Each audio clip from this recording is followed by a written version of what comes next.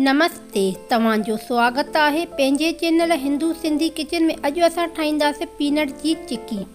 हे असांजा पीनट असां छिले साफ़ करे चुका आहियूं। हीअ असांजी आहे खंड 125 ml, खंड आहे 125 ml असांजा पीनट आहिनि।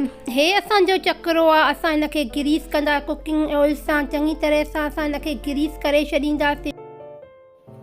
ॾिसो, हिन वेलण खे असां सुठे नमूने सां कुकिंग ऑयल सां ग्रीस करे छॾींदासीं। ॾिसो, हिनखे असां हीअ असांजी खुरपी आहे, हिनखे बि असां ग्रीस करे छॾींदासीं।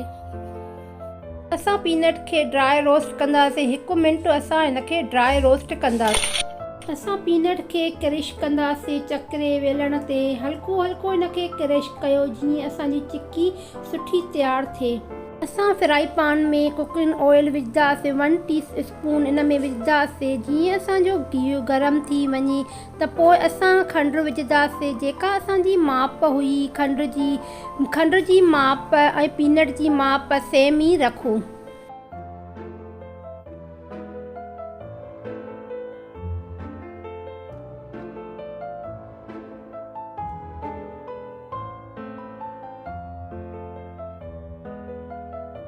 ॾिसो, असांजी खंड मेल्ट थी चुकी आहे। असां हिन में सोडा विझंदासीं, सफ़ा चुटकी भर सोडा विझंदा जीअं असांजी क्रिस्पी थी वञनि।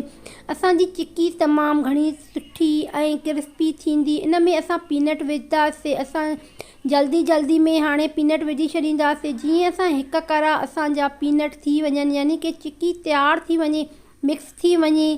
तव्हां ॾिसो असां कहिड़े नमूने इनखे असां मिक्स कयूं था। पीनट असांजा मिक्स थी चुका आहिनि। हाणे असां चिक्की तयारु कंदासीं। तव्हां ॾिसो, असां चक्रे खे अवल ग्रीस करे चुका हुआसीं। ॾिसो असां कीअं चिक्की तयारु कयूं था। इन जी असां चिक्की तयारु कंदासीं। गरम हूंदी आहे, इनखे तव्हां आराम सां चिक्की तयारु कयो। ॾिसो असां कहिड़े नमूने तयारु कयूं था। ॾिसो, असांजी चिक्की तयारु थी वई आहे। हाणे असां हिनखे रेस्ट करण लाइ रखी छॾींदा।